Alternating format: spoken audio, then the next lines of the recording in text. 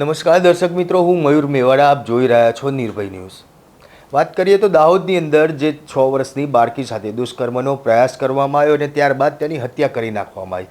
આ ગુનાનો ભેદ દાહોદ પોલીસ દ્વારા ઉકેલવામાં આવ્યો અને 12 દિવસની અંદર જ દાહોદ પોલીસે જે આ કેસની ચાર્જશીટ છે તે ચાર્જશીટ પણ કોર્ટની અંદર ફાઇલ કરી છે. ત્યારે આ ચાર્જશીટની અંદર કયા કયા મહત્ત્વના પુરાવા છે, સાથે સાથે કુલ કેટલા સાક્ષીઓના નિવેદનો લેવામાં આવ્યા છે, આ તમામ બાબતો માટે આપણે દાહોદ એસપી રાજદીપસિંહ ઝાલા સાથે નિર્ભય ન્યૂઝની ટીમે વાત કરી હતી. ત્યારે રાજદીપસિંહ ઝાલા જે ટેલિફોનિક વાતચીતમાં શું કહી રહ્યા છે અને ખાસ આ આરોપીને સજા મળે તેના માટે થઈને કેવા કેવા પુરાવાનો ઉપયોગ કરવામાં આવ્યો છે તે આપણે અહીંયા સાંભળીએ.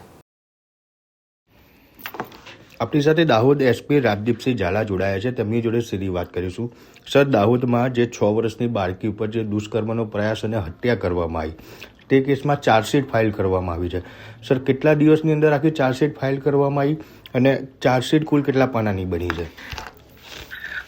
આ જે ચાર્જશીટ છે તે 12 દિવસમાં કરી દેવામાં આવી છે અને આશરે 1700 જેટલા પાનાની આ ચાર્જશીટ છે. સર, ખાસ ચાર્જશીટમાં મહત્વનું શું છે? પુરાવાના ભાગરૂપે દેખવા જઈએ તો મહત્વનું શું રહ્યું છે? મહત્વની બાબત એ છે મયુર કે જેટલા અલગ અલગ ફોરેન્સિકના ડિપાર્ટમેન્ટ હોય, વિજ્ઞાનના જેટલા પહેલું હોય અને ડિજિટલ જે પહેલું હોય, તમામ પહેલુઓનું પૃથ્થકરણ કરી અને આ એક સંપૂર્ણ ચાર્જશીટ બનાવવામાં આવી છે. જેમાં મુખ્યત્વે વાત કરીએ તો જે ડીએનએ એનાલિસિસ છે એમાં એપિથેલિયલ સેલ્સ એના ડીએનએ નું એનાલિસિસ કરી અને સંપૂર્ણ અહેવાલ ફોરેન્સિક સાયન્સ દ્વારા પૂરો પાડવામાં આવ્યો છે.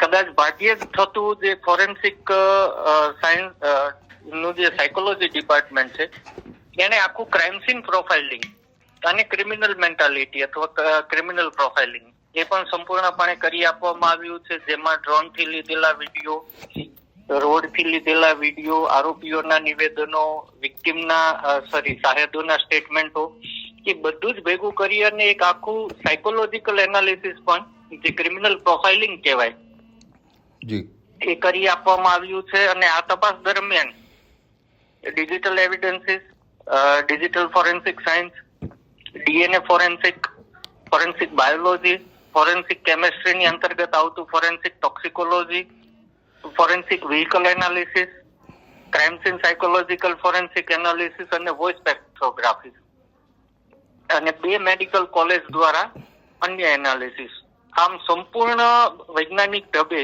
આ તપાસ પૂર્ણ કરવામાં આવી છે. આ તપાસ દરમિયાન અમે આશરે 150 થી વધારે સાક્ષીઓને તપાસેલા છે અને રાજ્ય સરકાર શ્રી દ્વારા સ્પેશિયલ પીપી શ્રી અમિત નાયરની નિમણૂક કરવામાં આવી છે. સર, જે ફોરેન્સિક આપણે એવિડન્સ જે ભેગા કર્યા, ડિજિટલ એવિડન્સ જે ભેગા કર્યા છે, એનાથી આ કેસમાં ફાયદો કેટલો થઈ શકશે આરોપીને સજા અપાવવા માટે? સંપૂર્ણપણે ફાયદો થઈ શકે, કેમ કે ફોરેન્સિક એવિડન્સીસ એવા છે કે જે ક્યારેય ટેમ્પર નથી થઈ શકતા અને જેની વિશ્વસનીયતા સંપૂર્ણપણે વૈજ્ઞાનિક હોવાના કારણે પ્રસ્થાપિત થઈ શકે. સર, સાથે સાથે જે ફોરેન્સિક મનોવૈજ્ઞાનિક ડ્રોન ક્રાઇમ સીન અને જે ફોરેન્સિક સ્ટેટમેન્ટનું જે વિશ્લેષણ અંદર કરવામાં આવેલું છે જે ચાર્જશીટની અંદર, એનાથી આ કેસને કેટલો ફાયદો થઈ શકે એવું છે? એનાથી ચોક્કસપણે કે આરોપીની માનસિક સ્થિતિ શું હતી એ વખતે, આરોપી માનસિક રીતે કયા પ્રકારના છે, આ જે સ્થળ આરોપી બતાવે છે એ સ્થળમાં આ સમયે આ પ્રકારનું ક્રાઇમ થઈ શકે કે કેમ, એને ક્રાઇમ કરવા માટે પૂરો અવકાશ મળે છે કે કેમ, એનું વ્યક્તિત્વ, તમામ પાસાઓનું સાયકોલોજીકલ એસેસમેન્ટ કરવામાં આવે છે આ પ્રક્રિયામાં. ફોરેન્સિક કેમિસ્ટ્રી, સર, જે કહી શકાય એ શું છે? એનાથી કેટલો ફાયદો થાય આ કેસની અંદર? કારણ કે એની પણ મદદ છે જે આ કેસમાં લેવામાં આવેલી છે. જી, આમાં જે ભોગ બનનાર બાળકી છે એને ઉલટી આવેલી, એટલે આપણે એ પણ ચકાસવું પડે કે આમાં કોઈ ટોક્સિક કે કોઈ મેડિસિન આપવામાં નથી આવીને, તો એ બાબતો પ્રસ્થાપિત કરવામાં ફોરેન્સિક ટોક્સિકોલોજીનો ખૂબ અગત્યનો રોલ છે. સર, ખાસ એક મહત્વનો સવાલ એ છે કે સર, આ કેસની તપાસ જ્યારે આપ કરી રહ્યા હતા તો આ કેસની અંદર મુશ્કેલીઓ શરૂઆતમાં કેવા પ્રકારની આવી હતી? તો પહેલું તો જે ડિટેક્શન હોય એ ડિટેક્શનમાં ઘણી ચેલેન્જીસ હતી, કેમ કે એકદમ અંતરિયાળ વિસ્તાર છે જ્યાં સીસીટીવી છે નહીં. એ ઉપરાંત ટાવર મુવમેન્ટ, જે સેલાઈડી એનાલિસિસ અમે કરતા હોય તો બધું જ એક જ ટાવરમાં આવી જાય તો કોઈ શંકાસ્પદ વ્યક્તિની મુવમેન્ટ અને બીજું કે આ ક્રાઇમ એવું હોય કે આ ક્રાઇમમાં નજરે જોનાર કોઈ સાહેબ ન હોય. જી. તો આ બધી પોલીસ સામે ચેલેન્જીસ હતી. પણ જેમ મેં શરૂઆતમાં કીધું કે જે ડિજિટલ બાબત અમારા ધ્યાનમાં આવી, ફોનનું જે એનાલિસિસ કરતા જે ગૂગલ ટાઈમલાઈન, એ ખૂબ અગત્યની નીવડી આ ગુનાને ડિટેક્ટ કરવામાં. અચ્છા સર, એક મહત્વની વાત બીજી એ પણ રહેશે, કારણ કે કોઈ શાયદ કોઈ નજરે જોનાર આ કેસની અંદર હતું નહીં. બાળકી નાની 6 વર્ષની હતી, એ બોલી શકે એવી પરિસ્થિતિમાં ન હતી. તો આરોપી આ આચાર્ય છે એ કઈ રીતે કઈ રીતે ખ્યાલ આવ્યો હતો?